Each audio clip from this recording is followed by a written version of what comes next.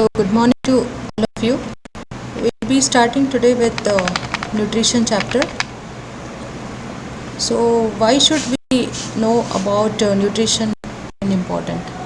The major problems in our country, on one edge we have malnutrition, on the other edge we have obesity.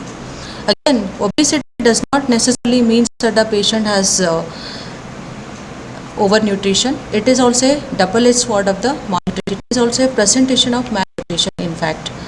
So why should we actually know about the nutrition in whole? In our country, more than 50% of the population are suffering from the malnutrition because it is a developing nation.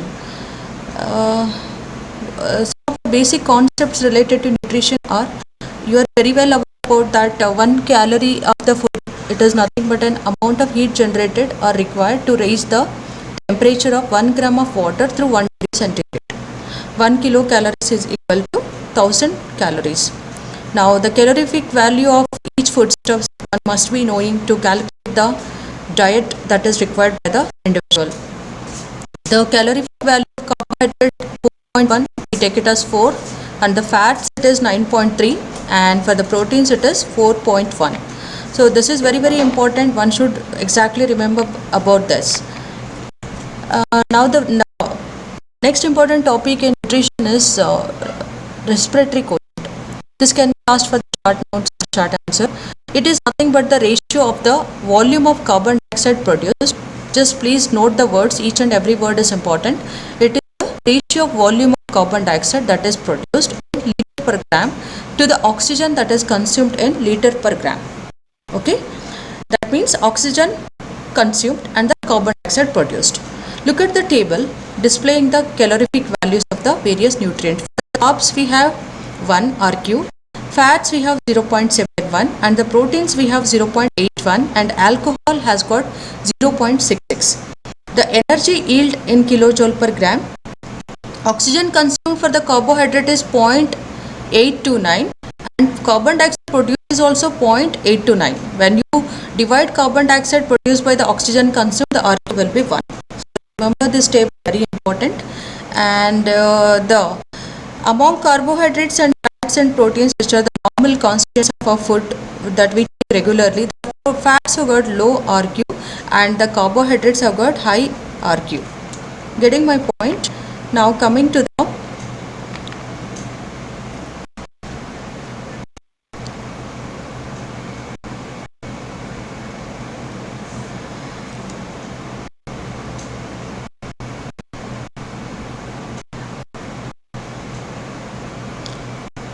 the clinical interpretation, or the how does the RQ value differs in various patients. So the clinical importance of respiratory quotient is that it is affected in alkalosis, acidosis, febrile conditions, diabetes and starvation. So all of you are quite aware about acidosis, which is we have studied in acid base balance chapter.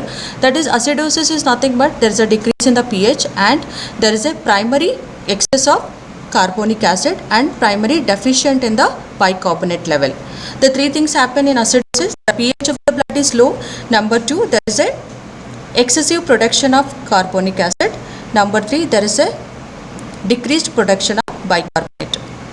Then how do we say it is a respiratory acidosis? Respiratory acidosis, the primary deficit is excessive production of carbonic acid, and in case of metabolic acidosis, there is a primary deficiency of the bicarbonate levels. What happens in acidosis? A patient suffering from acidosis, the respiratory quotient will definitely rise. Okay, because the amount of carbon dioxide that is produced will be more in these patients. As the defect, we are seeing that as excessive production of the carbonic acid, right? So there is excessive carbon dioxide production in proportion to the oxygen that is consumed. So the RQ will be raised in case of patients suffering from acidosis. Now look at the opposite end, that is alkalosis. What happens in alkalosis? The pH of the blood will raise, number 1. Number 2, there is a deficiency of the or primary deficiency of the carbonic acid, and there is an excess of bicarbonate. If there is excess of bicarbonate, we call it as metabolic alkalosis, and if there is a deficiency of carbonic acid, we call it as respiratory alkalosis. Remember, these things are very important. important, all the game of the alkalosis and acidosis are circled around carbonic acid and bicarbonate levels. So in alkalosis, exactly the opposite happens, that RQ will fall. What happens in febrile conditions? Again, in febrile conditions, there is an increase in the body temperature and there is excessive difficulty in breathing, there is a retention, and the RQ will definitely raise. And a patient suffering from diabetes, why does the RQ fall? Because we know that the carbohydrate RQ is 1 and the fats RQ is 0.7, right? So what happens in carbohydrate utilization? The RQ value of the foodstuff is going to increase. Exactly, it's going to decrease in the fats, right? When we look at diabetes mellitus, you already very well know about the diabetes mellitus is due to deficiency of insulin, or it may be due to insulin resistance, as we come across in type 2 diabetes. We have type 1 diabetes, type 2 diabetes. Type 1 diabetes is due to absolute deficiency of insulin production by the beta cells of the pancreas, and in type 2 diabetes it is predisposed with the presence of something insulin resistance. Even though insulin is present in the body, it is in the little bit higher level compared to the normal range. Then what happens in that scenario is that there is a insulin resistance because the receptors that have to act for binding of the insulin are having active. They are not sensitive to insulin binding. So that is called as insulin resistant, that we come across in a patient suffering from the type 2 diabetes. Now, so hence what happens, the carbohydrate utilization gets decreased in patients suffering from diabetes because of insulin deficiency. You very well know that for the utilization of glucose, what is required? Insulin is required for the glucose mediated uptake, especially in the cardiac tissue, adipose tissue and the liver. This is not happening in type 2 diabetic patients as well as in type 1 diabetic patient. So the carbohydrate utilization is decreased. So the body finds an alternative way. What is the alternative way for energy production? It is fat. What will happen? The fats undergo oxidation to provide energy. The RQ value of the fat is 0.7. So in diabetic patient, the RQ value will fall. Then what happens in starvation? Same mechanism in starvation. Starvation, a patient is having energy deficit. So the body is either getting carbohydrate, nor getting the lipids, nor it is getting the proteins. So what will happen in the initial phase? The carbohydrates may be utilized in the initial phase of starvation. The RQ may be somewhere between 0.85. Later on, the fats comes into the picture for the provision of energy. The beta oxidation gets increased and there is a fall in the RQ. Getting my point? That happens in starvation as well. In a patient suffering from diabetes, who is suffering from uncontrolled diabetes, suppose if we supplement the insulin in those patients, what's going to happen? RQ will automatically pick up. It is going to increase because there is an enhanced utilization of the carbohydrate. So this is about the respiratory quotient. Now coming to the BMR, it stands for basal metabolic rate. Again, this is an important short note question. It may be asked for 5 marks. It is nothing but energy that is required by an awake individual. Please note down each and every word. It is by an awake individual during physical, means there is no activity, emotional and digestive rest. It's a minimum energy that is required to carry out working of the heart, circulation, brain function and production of GFR. That is very, very important function of the renal system. Now how do we measure BMR? It's very, very important to know BMR because we do require it for the calculation of the energy needs. So it is measured by 2 different methods. One is open circuit method, other one is closed circuit method. The open circuit method, we can measure both volume of oxygen consumed as well as carbon dioxide evolved per unit time. We can measure it, but it is really cumbersome. Even though it is rapid, the difficulty of the procedure. So these are the factors which are not recommending us to use this particular method for the measurement of the BMR. Yes, we do have some alternative method called closed circuit method. So what are we going to do in this closed circuit method? We are going to measure the oxygen that is utilized by the patient or the consumed by the patient in 2 to 6 minutes. The apparatus which is used for measuring the BMR is Benedict-Roth metabolism apparatus. What is this Benedict-Roth metabolism apparatus? There was a scientist by name Wilbur Atwater and Francis Benedict. These were the scientists who designed this particular method to measure the BMR. Now what does it contain? One should be measuring the amount of oxygen that is consumed within 6 minutes, that is 2 to 6 minutes, but we take it as 6 minutes. Okay, now the apparatus mainly consists of cylinders. There should be some cylinder, that is oxygen cylinder, to provide the inlet, that is oxygen consumption, and the carbon dioxide that is produced has to be absorbed to the soda lime. Now please look at the instrument here, the apparatus. It is nothing but a spirometer. It is consisting of inner cylinder, outer cylinder, and a mouthpiece for the oxygen inhalation, and there's a valve, and there's a soda lime tower, and there's a chymography. Now if you look at this apparatus, there is a mouthpiece here for the consumption of oxygen, and there is a outer cylinder and there's an inner cylinder. You can see here there's an inverted valve which is attached to the soda lime tower. This is soda lime tower, to which is attached inverted cylinder, and there's an inner cylinder, there's an outer cylinder, and there's a chymography. There's a pen. This is a pen, that's a writing pen. This is a valve.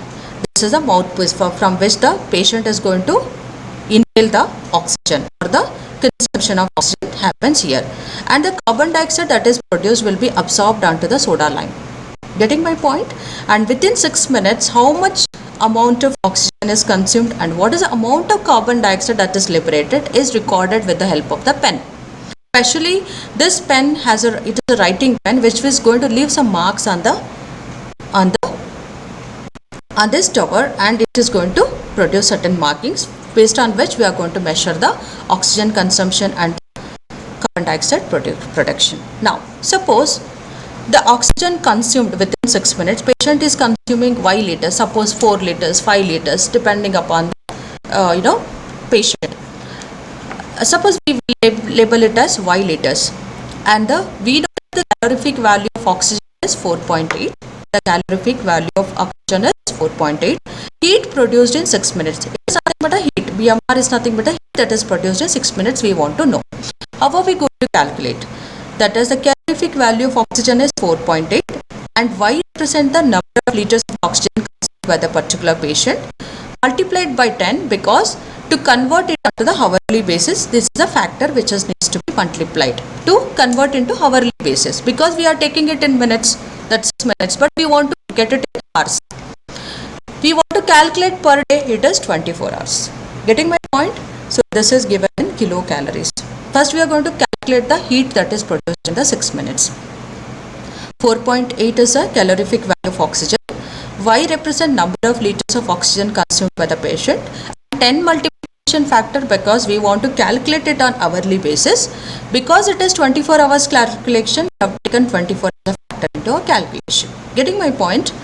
And but BMR, does it only about the calculation of calories? No, it is also calories per square meter. We want to calculate it per square meter, per hour. Okay. Now, how are we going to calculate square meter? That is body surface area. There is a simple formula about it. The simple formula for the calculation of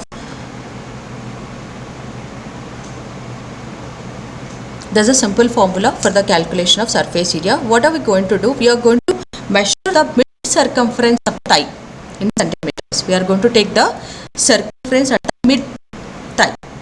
Getting my point?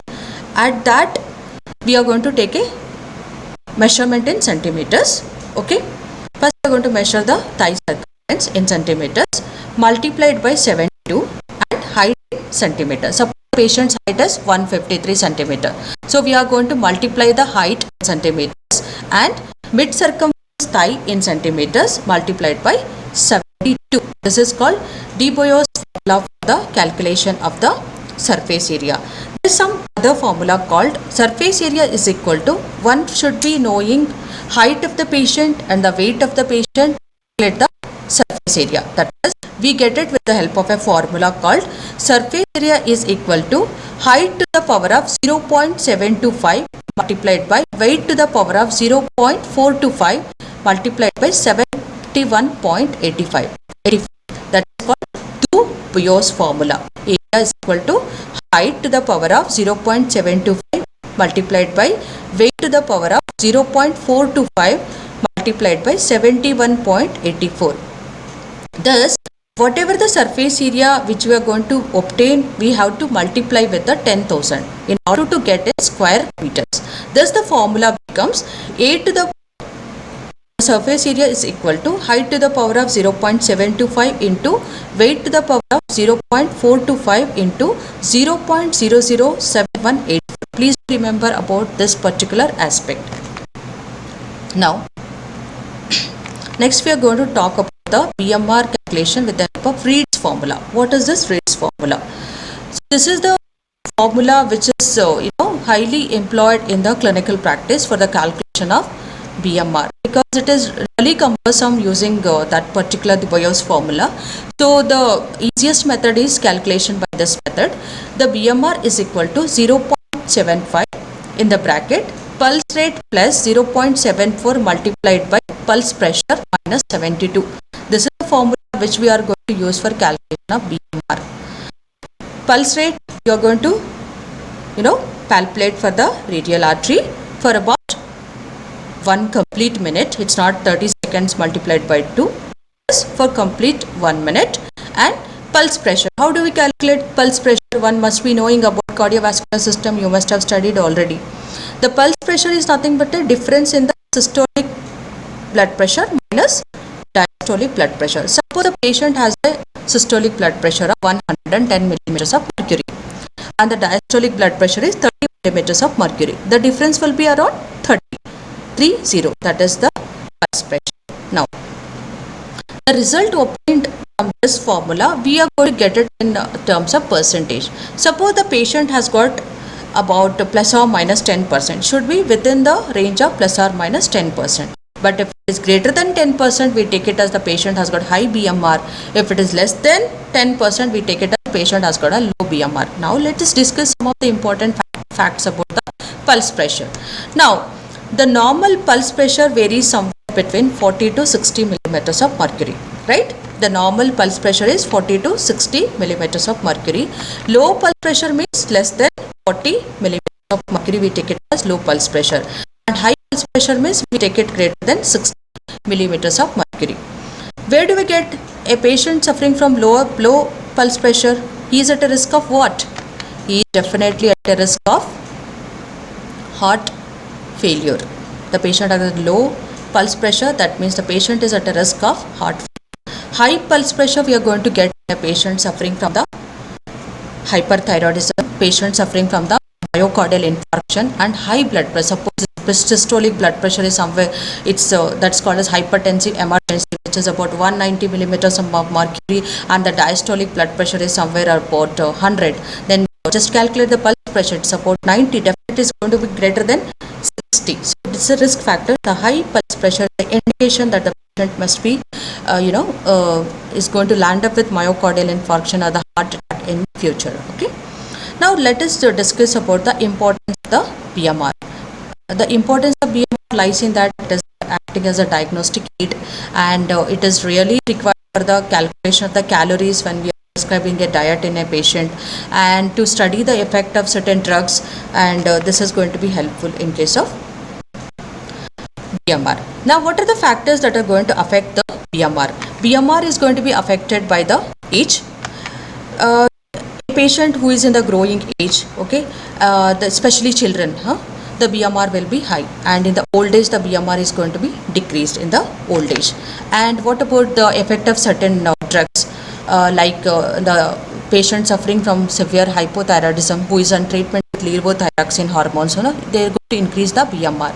Hot climate, patient, the people who are exposed to the hot climates as we are experiencing this summer season, the BMR is going to be raised.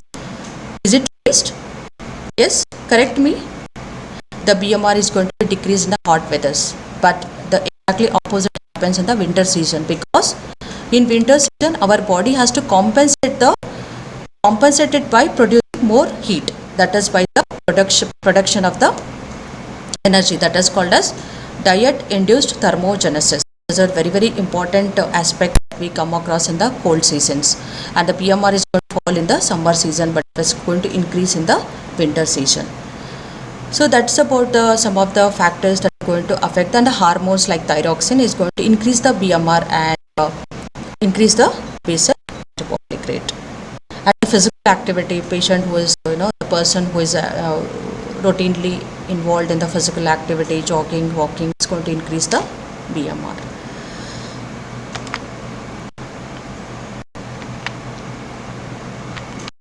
Now the normal range of BMR is, in men it is taken as 34 to 37 kilocalorie per meter square per hour, and in women it is 30 to 35 kilocalories per meter square per hour.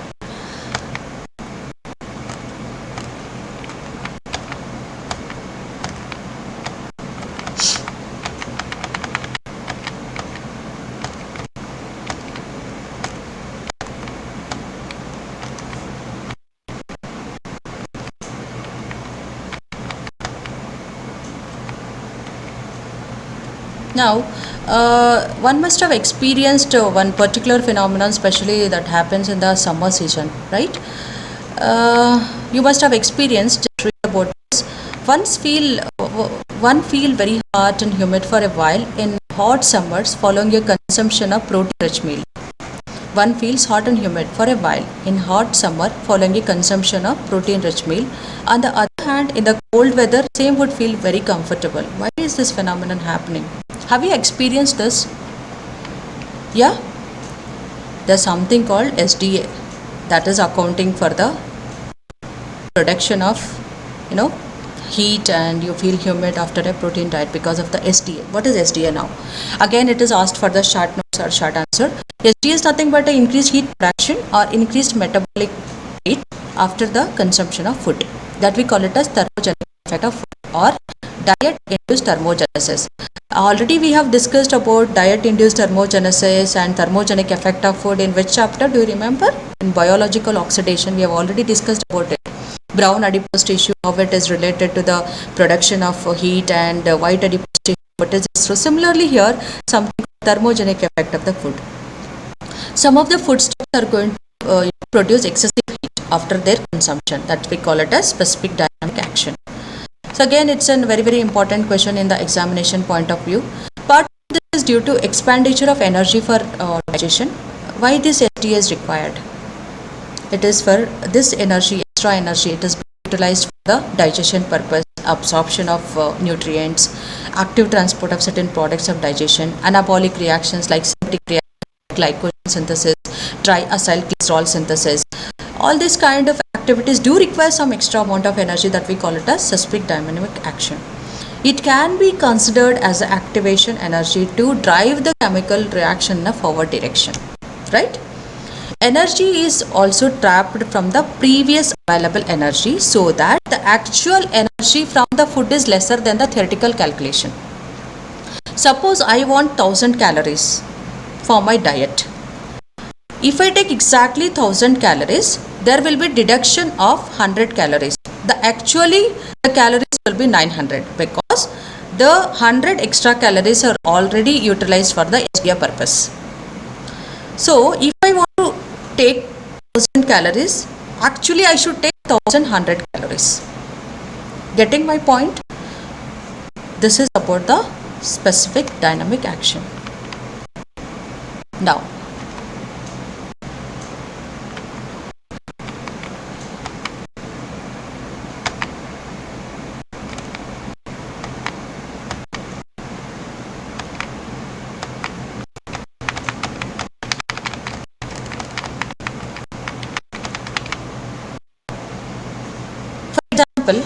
let us take, in our diet we are taking 250 grams of carbohydrate. This is going to produce 250 grams of carbohydrate, means it's going to produce how many calories of energy, that is how many kilocalories of energy is produced by 250 grams of carbohydrate. It's going to produce about 1000 kilocalories, because calorific value of carbohydrate, 1 gram of carbohydrate is going to produce 4 kilocalories. Thus 250 multiplied by 4, it is somewhere about 1000 kilocalories, right? It is about 1000 kilocalories. Suppose the carbohydrate of 250 grams is giving 1000 kilocalories. Before this energy is trapped, 10% of it is drawn from the reserves of the body. 10% of it is drawn from the reserves of the body. I told you that is accounting for SDF, it is 10%. 1000 minus 100 will be 900 kilocalories.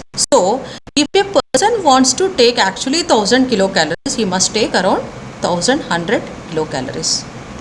This additional calories we call it as SDA. One has to keep in mind about SDA for the calculation of our diet.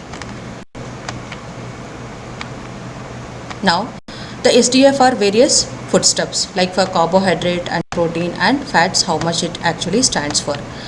The carbohydrates, the SDF for carbohydrate is about 5% and SDF for lipids is about 15% and for proteins it's about 30%. That means suppose a person is taking about 100 grams of protein. Suppose, take an example, he is taking 100 grams of protein. The energy that is useful for the work is 30% less than the calculated value. Getting my point? Because SDF protein is 30%. Actually, if he is taking 100 grams, you have to minus the 30% of it. Getting my point? So that's about the SDA. For carbohydrates it is 5%, for lipids it is about 15% and for proteins it is about 30%. For the SDA proteins is more compared to the carbohydrates and the lipids. Now,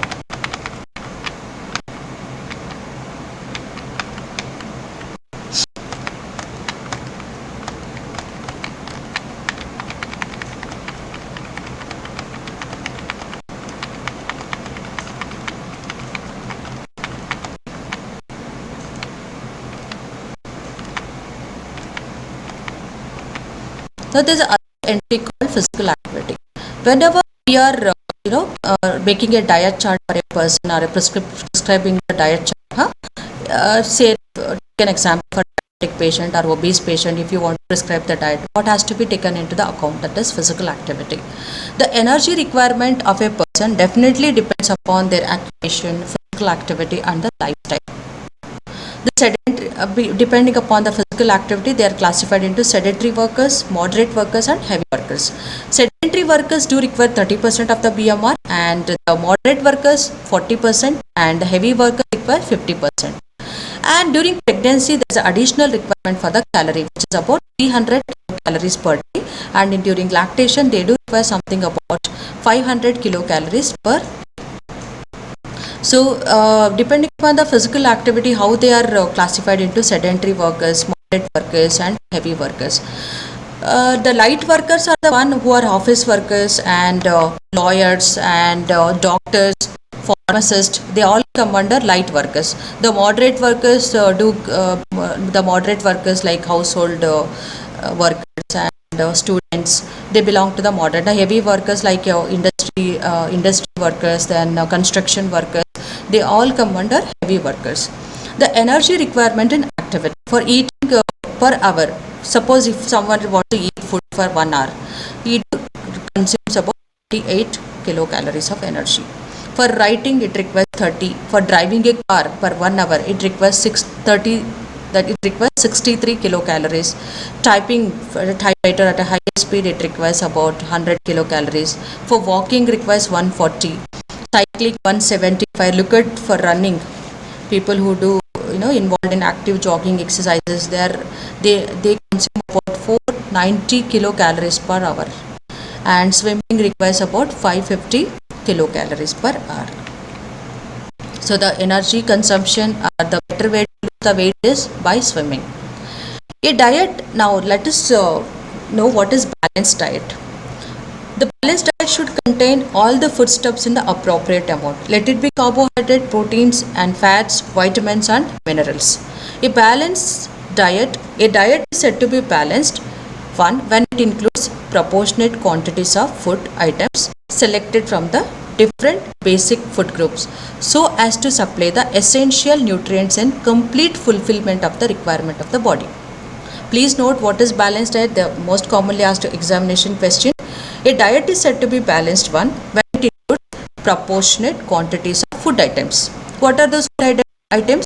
Carbohydrates, proteins, lipids, vitamins and minerals from the different basic food groups so as to supply the essential nutrients in complete fulfillment of the requirement of the body. So this is the definition for balanced diet.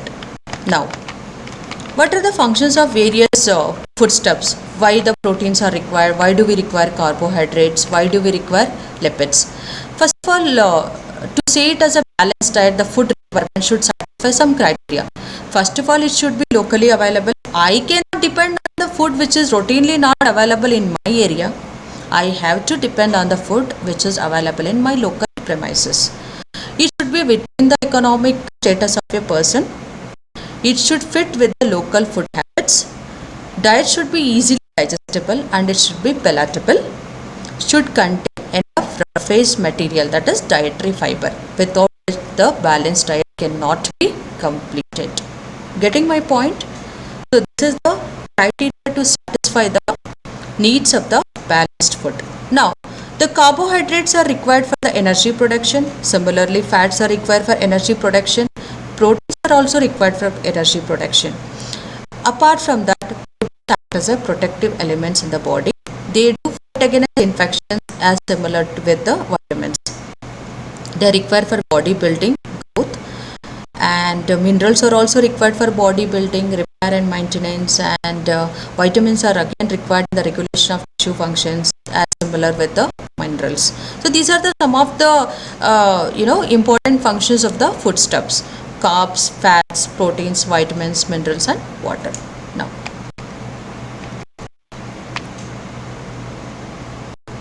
Now, composition of balanced diet. How do we write a balanced diet for a particular person? If he is economically sound, if he is able to go for a better balanced diet as per his financial status, that we call it as high caste balanced diet, especially non-vegetarian.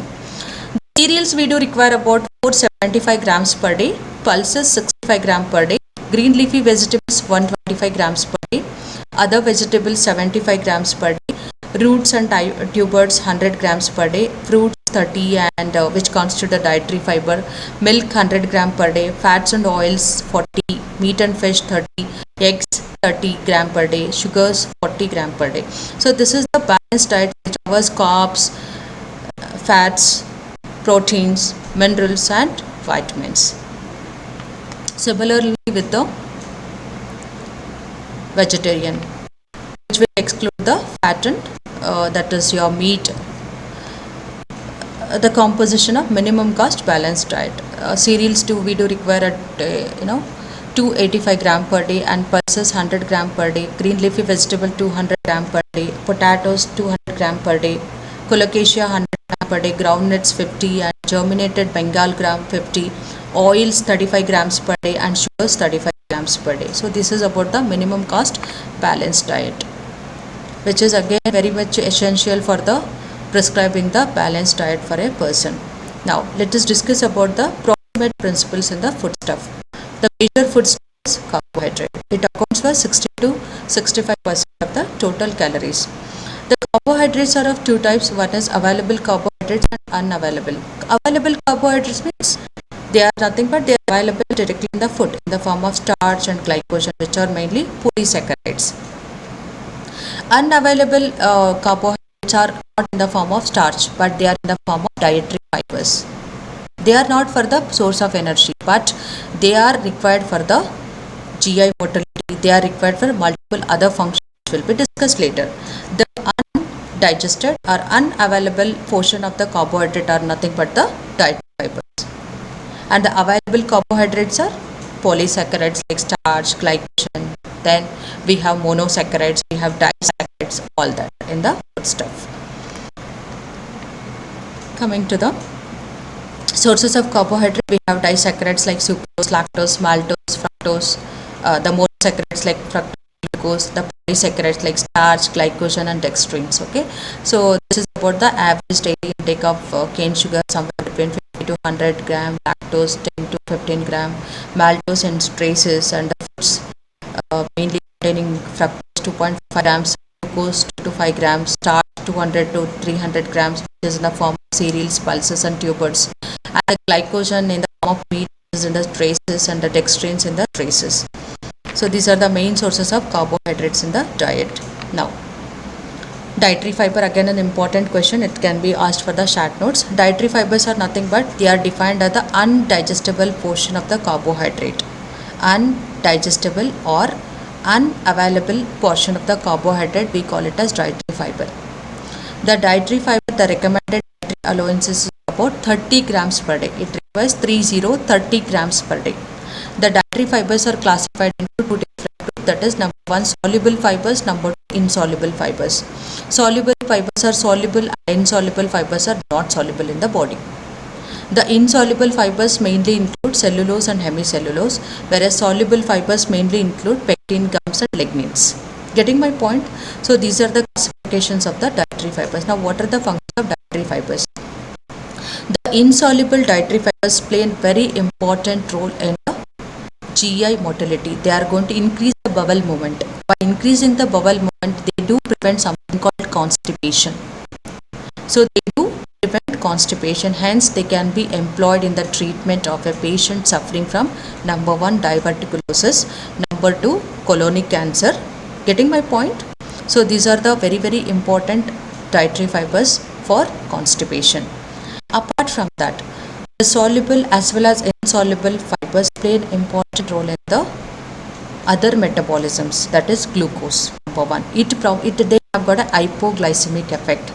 They do decrease the reabsorption of the glucose in the intestine. Number one, thus they have got a hypoglycemic effect. Number two, they do decrease the reabsorption of bile acids, thus reducing the cholesterol content. Thus they are hypocholesterolemic. That means they can be employed in the treatment of hypercholesterolemia. They are going to slow down the gastric emptying and they bind to the bile acids and increase their excretion as well. And another important function of insoluble fibers, they do promote something called uric acid excretion, which is very much useful in the patient suffering from the gout. Now look at the individual fibers. Cellulose, it is a polymer of glucose. It retains water in feces. It promotes peristalsis. It increases the bowel action. Hemicellulose is going to retain water in the feces. It increases bile acid and uronic acid excretion, as well as uric acid excretion. Lignins, they are made up of aromatic alcohols. They are antioxidants. They can increase the bile acid excretion and they are having the cholesterol lowering property. They can be used as hypercholesterolemic drugs. Pectins, they are going to absorb the water. They are going to slow down the gastric emptying. They bind to the bile acids. They are going to increase their excretion. This is about the especially person suffering from what? Gallstone disease. Now, the next approximate pertaining to the carbohydrate, the sucrose. The sucrose plays a very important role in the modern medicine, because sucrose, excessive consumption of sucrose, especially in children, is related to the causation of dental caries, and especially in patients suffering from diabetic, it has got a very bad impact on health, because the sucrose can be the table sugar, which is made up of glucose and fructose. It is definitely going to cause dyslipidemia by increasing bad cholesterol, which is LDL cholesterol in the body. And this increase in the LDL cholesterol is directly linked with the causation or the pathogenesis of coronary artery disease, and it's going to decrease the HDL cholesterol, which is a good cholesterol. And this sucrose has got a deleterious effect on diabetic patients. Hence, where the diabetic patients are strictly advised not to take sucrose at all. Instead, for a while, occasionally, they can depend on jaggery as a source of sweetness, because jaggery is also rich in iron. So one of the very richest source of iron is jaggery. So can be employed in the treatment of iron deficiency anemia as well. Now, the fats, mainly the dietary fats, are triacylglycerols, which are called as neutral fats. And in developed countries, the 40% of the calories are derived from the fats, but in a developing country like India, we do derive about, because most of the patients, 50% of the population is still below the poverty line. They are not affordable to buy these oils, right?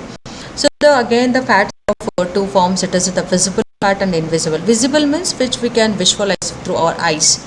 That is in the form of ghee, butter, cheese, and all. Invisible, even they are present, but they are not visible. Like the fat that is present in the egg, the fat that is present in the meat, they are not visible, but they are present.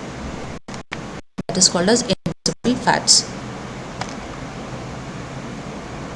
Now, importance of fats, again cholesterol, we have dealt in detail about cholesterol in cholesterol metabolism as well as lipoproteins. The cholesterol is of mainly, the total cholesterol is constituted by LDL, HDL and VLDL. LDL is a bad cholesterol. Ideally the LDL should be kept less than 100 gram per deciliter, because it has got a deleterious effect or the damaging effect on the various tissues, okay, by forming oxidized LDL, which will be ingested by the macrophages and progressing into the foam cell formation, leading upon to atherosclerosis, in turn into the coronary artery disease, etc. The good cholesterol HDL, it is always better to keep HDL somewhere between 40 to 60 milligram per deciliter, because it plays an important role in reverse cholesterol transport. What is reverse cholesterol transport? Do you remember? Yeah, picking up the cholesterol from the peripheral tissues and putting it in the liver. In the liver, it gets oxidized. Exactly the opposite action is seen with the LDL cholesterol. It allows the peripheral deposition of the cholesterol in tissue. It picks it from the liver and puts it into the peripheral tissues. And trans fatty acids, you must be knowing about fried foods, which are mainly reusing of same oil for the preparing fried foods. One of the important cause for the generation of trans fatty acids these days. These trans fatty acids are employed in the food industry to increase the shelf life of the foodstuff, and this have got a damaging effect on the our body, because trans fatty acid do decrease the HDL concentration and they are going to increase the LDL concentration. They also lead to formation of free radicals again, which is going to damage the tissues. Where the trans fatty acids are better to be avoided in overall. Whether it's a diabetic or non-diabetic, it is always better to avoid trans fatty acids. Now there's something called essential fatty acids, which are also called as polyunsaturated fatty acids, which are very important as a part of essential fatty acid. They are linolenic acid, linoleic acid, arachidonic acid, and they are all derived from the vegetable oils. And there is some other form called thymnodonic acid, which is derived from the fish oil. They are all related to increasing the HDL level and lowering the LDL cholesterol levels. And the omega fatty acids, you are already aware about omega 3, omega 6, omega 9 fatty acids, which are again related to the prevention of the cardiac diseases, and these are richly present in fish oils. So this is about the importance of the fats in overall. You can look at the this image. Hen's egg and contains about 300 milligram per 100 gram. Egg yolk contains 1330 milligram per 100 gram. Liver 300 to 600 and brain 2000. Look at the amount of cholesterol that is present in the brain tissue, 2000 milligram per 100 gram. Butter 280, ghee 310, meat and fish 40 to 200, milk contains about 10 milligram per 100 gram. And when you look at the proportion of saturated fatty acid, monounsaturated and polyunsaturated, the highest content of PUFA is in, you'll see, with safflower oil or sunflower oil. That is why we do recommend something sunflower oil as the best cooking oil, because it is highly richly present with the polyunsaturated fatty acids. Okay, and the coconut oil is mainly rich with the saturated fatty acid, which is about 86%. So these are some of the essential fatty acids, that is linoleic, linolenic, arachidonic and thymnodonic. These three are derived from vegetable oils, which will belong to the omega 6 series belonging essential fatty acids, linoleic, arachidonic acid. Omega 3 belonging are linolenic acid and thymnodonic acid. Omega 9 series is oleic acid. You remember? So sometimes omega fatty acids can be asked for the main question, or can be asked for the short notes and their role in the health and disease. So such kind of question is asked. Please do note about this, and you have to write the importance of each and every fatty acid. Okay, so that is about the omega fatty acids. Now coming to the importance of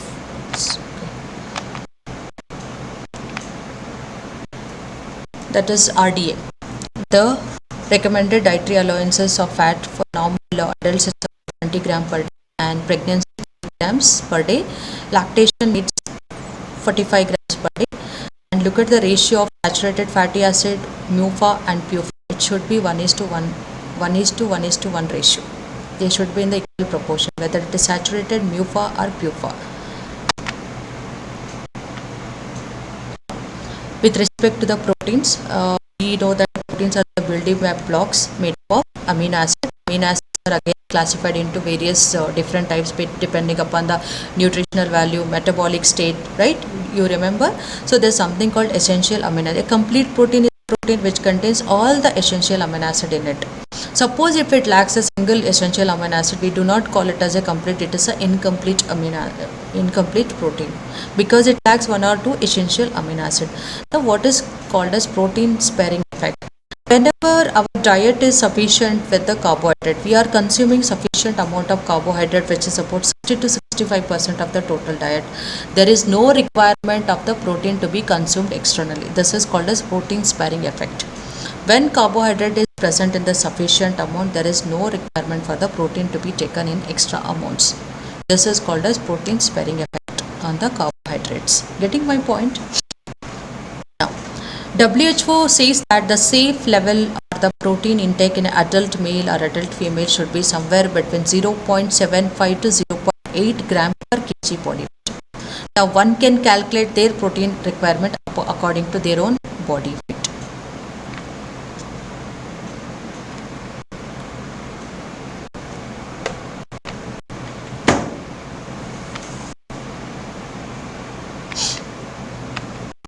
Now, RDF protein in infants, it's about they do require about 2.4 gram per kg body weight, and children up to the age of 10 years, they require something between 1.75 gram per kg body weight. Adult males and females do require 0.8 gram per kg body weight of protein, and pregnancy and lactation, they do require 2 gram per kg weight of the protein. Getting my point? So this is about the general protein requirement in the various age groups. In infants, it is about 2.4 or 2.5 gram per kg body weight, and children 1.75 gram per kg body weight. Adult male and female 0.8 gram per kg body weight, and lactation and pregnancy 2 gram per kg body weight.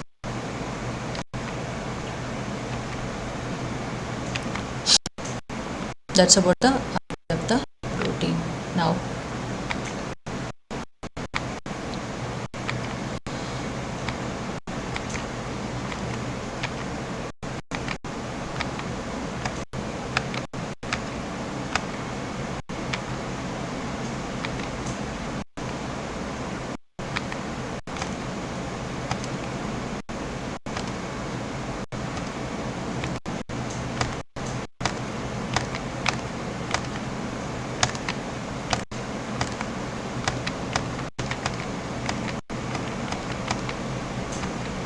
there's an important aspect called nitrogen balance. What is nitrogen balance? The amount of protein that we intake in the form of nitrogen, which is about contributing to 16%.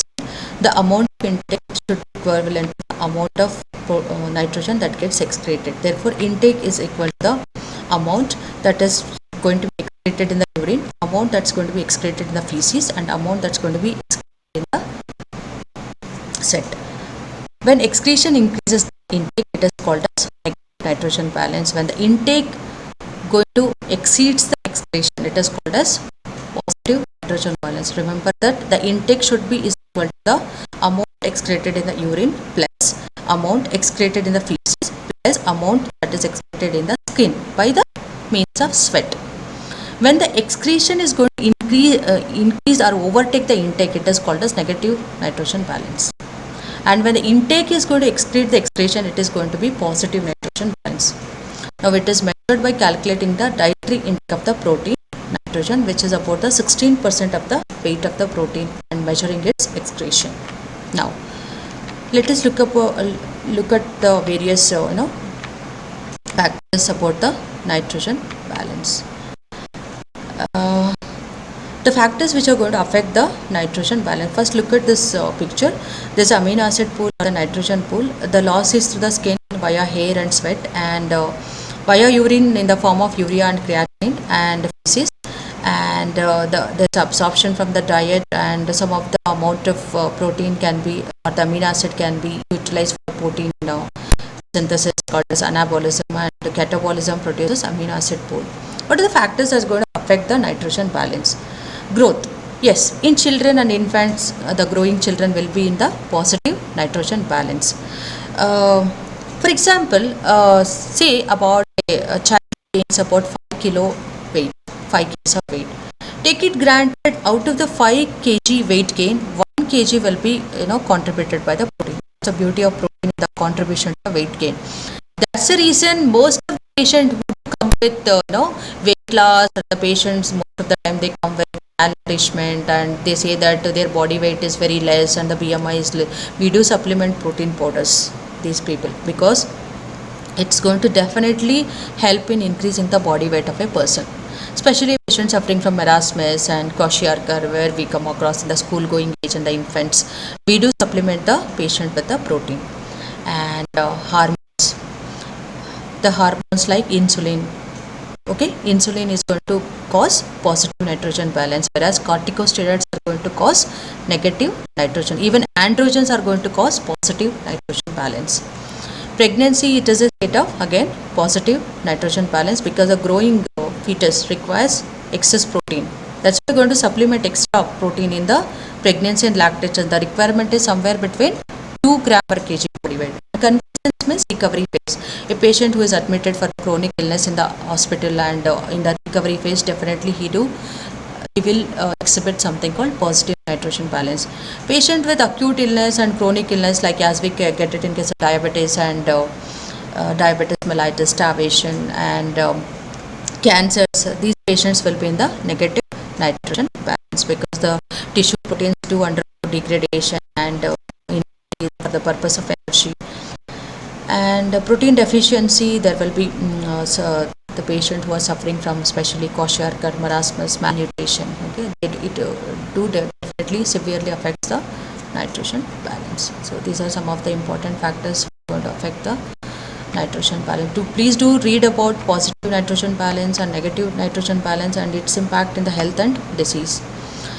Now coming to the another important aspect about the today's class, nutrition value or the nutritional indices.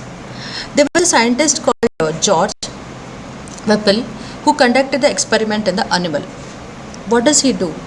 He took out the plasma from the animal, that we call it as plasmapheresis. The technique we call it as plasmapheresis, taking out the plasma from the animal. What did he do? He took out the plasma and he removed albumin from the plasma. Albumin is an important protein. It is a complete protein, which is a major protein in the body. He removed albumin and he introduced back the plasma into the animal bag. Now, he observed that the time that is taken for the regeneration of the albumin, which depends upon the quality of the food supplied to the animal. This is useful in the calculation of the nutritional value or the quality of the protein. He started supplementing certain proteins and he observed that when will the albumin synthesis is going to be normalized, and he is going to measure the albumin by supplying the different proteins, calculating their nutritional value and the quality of the protein. How did he assess it? What are the various indices that he used? That is biological value, net protein utilization, protein efficiency ratio, number 4, Camillo score. These are the 4 important determinants of the quality of the protein. Now, sometimes only biological value can be asked. The biological value, it is nothing but the ratio of retained nitrogen by absorbed nitrogen multiplied with the 100. Now, just try to understand with the example. In a rat, I have given a protein which is about 127 milligrams of protein I have given to rat. What should I do? I should measure the amount excreted in the feces, which is about 4 milligram, and in the urine it is about 24 milligram. Now, the amount ingested is 127 milligram. I know this, there is a 127 milligram of ingested protein. Amount absorbed. How do we get amount absorbed? By removing the amount that is excreted in the urine, which is about 4. 127 minus 4 will be 123. Now, amount retained. Now I have to exclude even the feces. It's about 24. The amount retained will be 123 minus 24, which is about 99. After deducting all this, I got 99 divided by the absorbed nitrogen. Absorbed nitrogen, which is about 123. Multiplied with 100, it is 81%. So this is how we are going to calculate the biological value of the protein. Now,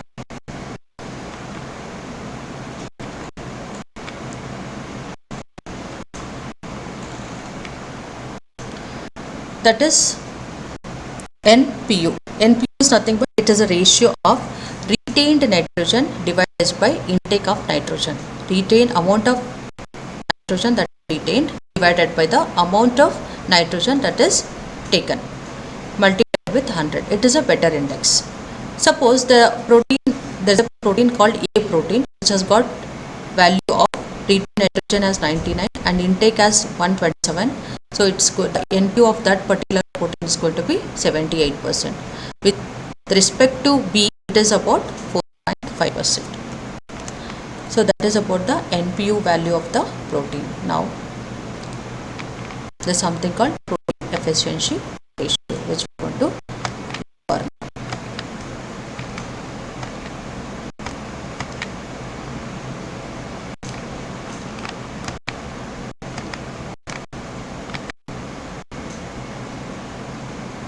That is protein efficiency ratio. It is nothing but a weight gain per gram of protein intaken.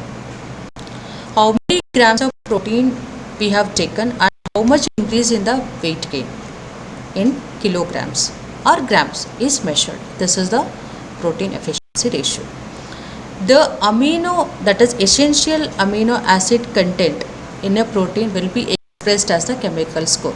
The chemical score of the protein depends mainly upon the quantity of the essential amino acid that is present in a particular protein.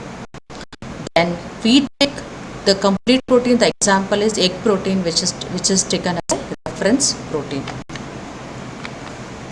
Now this is a table which is going to tell you about the various nutritional indices.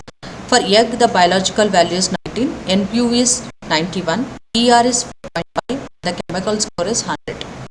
So look at the beauty of egg. So that is why it is a complete protein. So rest other milk, meat, fish, rice, wheat and Bengal gram, groundnut, soya bean, gelatin and zein. See, there is no PER 0, chemical score 0, gelatin. So they are not nutritionally important.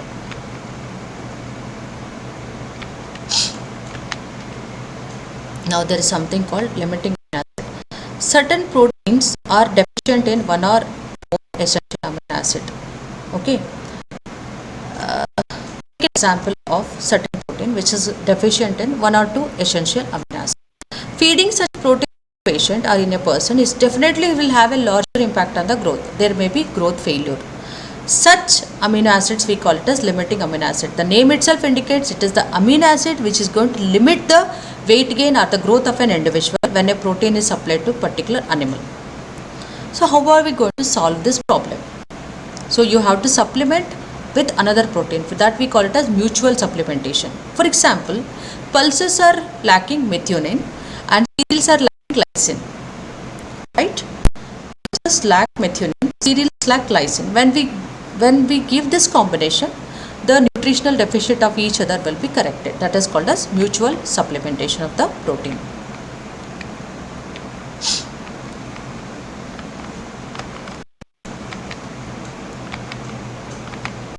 Now, look at the limiting amino acids in certain proteins. In rice, the limiting amino acids are lysine and threonine, and we have to give rice along with the pulse proteins. Wheat lacks lysine and threonine. The protein that is supplemented to rectify the deficiency is pulse protein. Gelatin lacks tryptophan, give the milk protein. Ghee lacks tryptophan and lysine. It can be substituted with meat protein. Tapioca lacks phenylalanine and thyroxine. Give it with the fish protein. Bengal gram lacks cysteine and methionine, and you can give the cereals. Now look at this graph. How do you identify the limiting amino acid? So the weight of the animal is plotted on the y-axis and number of days is plotted on the x-axis. When we give gene alone, you can see there is a reduction in the weight gain, and gene with lysine, again there is a little bit improvement, and when you give gene with the tryptophan, there is little more improvement, and when you give gene, tryptophan, lysine all together, definitely there is a shoot up in the weight of the animal. So that is how we are going to identify the limiting amino acid. Now, what is the role of mutual supplementation? Look at this graph. Cereals, when we give alone, there is no much improvement. Pulses, much improvement. When we give together cereals along with pulses, so there is a weight gain or increase in the body weight. So that is the reason chapati is taken with the dal. It's the best combination to supplement cereals along with the pulses to overcome the deficiency of each other. Now, this is a very, very important question in the examination point of view, which can be asked for the main question. What is balanced diet? Calculate the calorie requirement of a medical student weighing 55 kilograms. There are two ways of calculation. So this is the overall way of calculation, but better than this will be the second procedure, which I will suggest the student follow the next procedure. Let us look into this way. BMR, the most commonly we are taking as a round of 24 for both males and females, for as a normal BMR. Somewhere it is fixed to 24. Whether it's a male or female, the adult BMR is fixed to 24 and an average. Multiplied with the body weight, which is 55, we get 1320 kilocalories. We know that for a physical activity, we require 40% of the BMR, which is about 528 kilocalories. When you add it, 1320 plus 528, we get something called 1848 kilocalories. Now there is something called SDA, which is about 10%. The SDA will be falling somewhere about 184. When we add up all this, we do get something 2032 kilocalories. But the alternate way of calculating is, what are the general principles that we employ for the calculation of the energy requirement. Now let us look at this particular way of calculating. It has got some principles which is to be followed while we prescribe the diet chart. First of all, one should be knowing what is the ideal body weight in kgs. First we should know what is ideal, then we can apply on ourselves. For average male of height 153 centimeters height, he requires 48 kgs. This is fixed. For 153 centimeters, the weight should be 48. For every 1 centimeter increase in the height of a person, we have to add 1.25 kgs. Similarly, for females, it is 45 kg for 153 centimeters. For every centimeter increase, we have to add plus or minus 1 kg. It's about the ideal body weight. How we should know what is our ideal body weight. But here, whatever is the body weight of an individual, you have to mention. Next, again, proximate principles are divided into carbohydrate, proteins and fat. We want to calculate how many grams of carbohydrate we need to consume, how many grams of protein we need to consume, how many grams of fats we need to consume.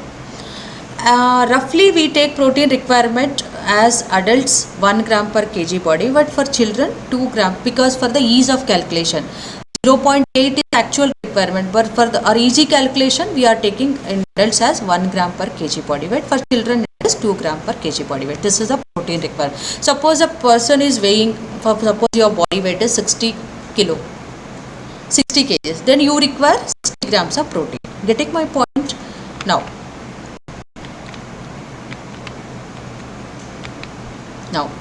the calorie requirement. Number 3, calorie requirement depends upon the age, gender, height, weight, status, health status, physical activity and occupation. As a rule of thumb, sedentary worker requires 30 kilocalories. Moderate and heavy workers, we have rounded off it to 35 kilocalories. For example, a person of average weight 55 to 65 kgs, he requires 1700 kilocalories to 2300 kilocalories per day. Along with that, we have something called SDA, which is about 10% extra energy. Always remember, whenever you are writing a diet chart for any patient in future as a clinical practitioner, keep it in your mind, the carbohydrate, protein and the lipid ratio should be 60 is to 20 is to 20. This ratio we cannot change it. That is a standard requirement. Now, step 1. Suppose I want to calculate the balanced fat requirement for a sedentary worker. Suppose a doctor. His weight is 60 kg. I want to calculate. Now, what will be the step 1? Body weight multiplied by the BMR. That is the kilocalories that is required. I said you, for mild workers, the requirement is 30 kilocalories. For moderate and heavy workers, the requirement is 35 kilocalories, right? 60 into 30, we get 1800 kilocalories. Getting my point? The body weight is 60. He is a mild worker because he is a sedentary man who requires 30 kilocalories. Heavy and moderate require 30. Getting my point? It is 1800 kilocalories. Along with that, we do require something called 10% SDA, which will be roughly around 2000 kilocalories, because 1800 plus 180 we have rounded it up to 2000 kilocalories. Now I want to divide proximate principles depending upon my calorie requirement. The protein requirement is fixed as per the body weight. The protein requirement for a 60 kg will be 60 grams, and 1 gram of protein is going to yield how many kilocalories? 4. That we have studied in the first slide itself. 60 into 4 will be 240 kilocalories. So we require 60 grams of protein. Getting my point? Number 2, fat. I already told you, carbs, fats and protein in the ratio 60 is to 20 is to 20. 20% of the kilocalories has to be derived from the fat. When you deduct 240 from 2000, we are remaining with 1760. 20% of it will be accounting for 350 kilocalories. Now, how many grams of fat do I require for 350 kilocalories? I know very well that we know that 1 gram of fat yields 9 kilocalories. Now, divide it with the 9. How many grams we get? 35 grams. To get 350 kilocalories, we do require something called 35 grams of protein, fat. 35 grams of fat. Now, we are left with 1400 kilocalories calculation. Now, that means we have deducted 350 calories from the 1760 calories. We are left with 1400. This 1400 kilocalories is divided by 4, because 1 gram of carbohydrate is going to give 4 kilocalories. So we do require something called 350 grams of carbohydrate. It is easy to calculate protein because it is 1 gram per kg body weight, and each protein gives 4. 1 gram of protein yields 4 kilocalories. We left with 240 kilocalories, and carbs, fats and proteins are in the ratio 60, 20, 20. So depending upon that, you can calculate how many grams of protein, carbohydrate and fats are required. So this is about the step 2. Now,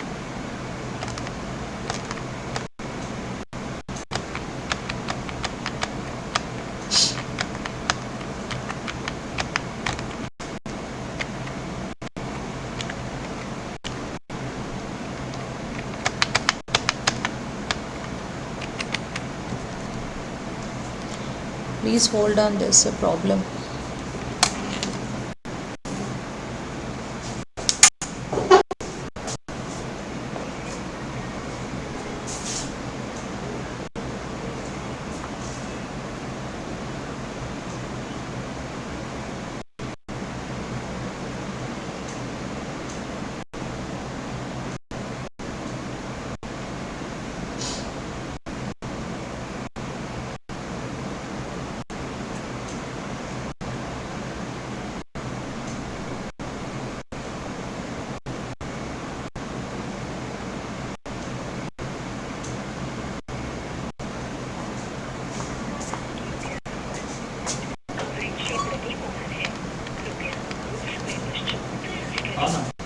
कहाँ आगे नहीं जा रही slide?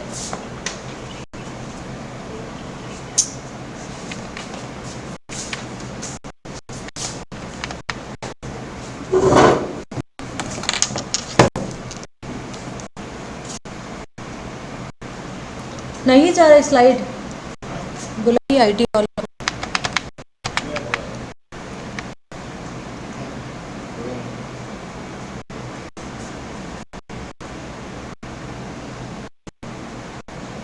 And in step 3 we are going to determine the composition of the food, like what carbohydrates we want to select, what proteins we do want to include in our diet, what are the fats that is going to be required in the step 3. And step 4 we are going to determine the items of the food. The items could be cereals, pulses, oils, milk, ghee, whatever is your routine balanced diet, like fruits, vegetables. So, and milk is acting as a good source of calcium. These are the items of the food that if you are a non-vegetarian, so you want to determine you have to determine the meat requirement and how much meat and what are the kilocalories that is going to provide. You have to determine. बहुत problem हो रहा है.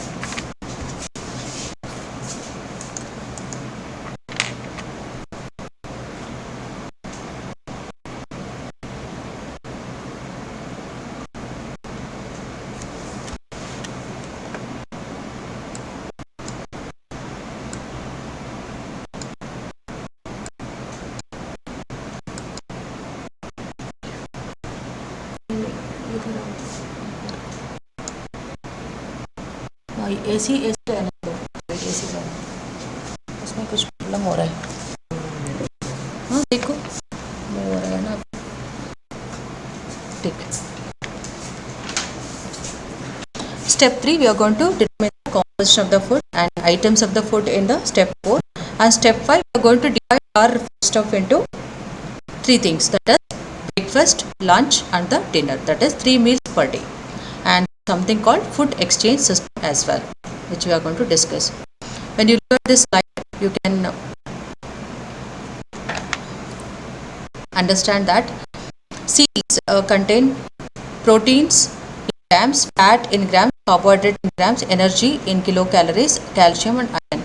Cereals contain 10 grams of protein and 1 gram of fat, 65 grams of carbohydrate, and energy yield will be 300 kilocalories. They contain 20 milligrams of calcium and 5 milligrams of iron. Similarly, pulses do contain 20 grams of protein and 5 grams of fat, 5 grams of carbohydrate, 300 kilocalories of energy yield, along with the calcium of 50 milligrams and iron 10 milligrams. Similarly for the other stuffs. There is something called food exchange system. What is this food exchange system? The cereals exchange. 1 chapati, 1 large slice of food, or cooked rice of 3 tablespoons or 1 idli. They all going to contain proteins of 2 gram, carbohydrates of 15 grams and energy yield will be 70 kilocalories. That's about the food exchange system. Now, we have already made we already understood what are the general principles of prescription of the diet. For a man who is a sedentary man weighing 60 kgs, he requires cereals of 350 grams, pulses 75 grams, vegetable oils 40 ml, milk 250 ml, green leafy vegetable 200 grams and sugar 25 grams. Okay, so this is about the vegetarian food stuff for the sedentary man. And for the non-vegetarian, cereals are required 350 grams, pulses 60 grams, vegetable oils 25 ml and milk 150 ml, green leafy vegetables 200 grams, sugar 25 grams and